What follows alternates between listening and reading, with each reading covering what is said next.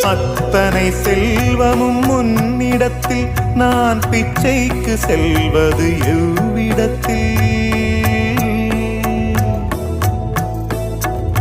அத்தனை செல்வமும் உன்னிடத்தில் நான் பிச்சைக்கு செல்வது எவ்விடத்தில்? வெறும் பாத்திரம் உள்ளது என்னிடத்தில், அதன் சூத்திரமோ அது உன்னிடத்தில்.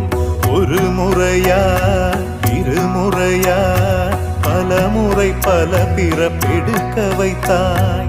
புதுவினையா பழவினையா கணம் கணம் தினம் என்னை துடிக்க வைத்தாய். பொருளுக்கு அலைந்திடும் பொருளற்ற வாழ்க்கையும் துரத்துதே.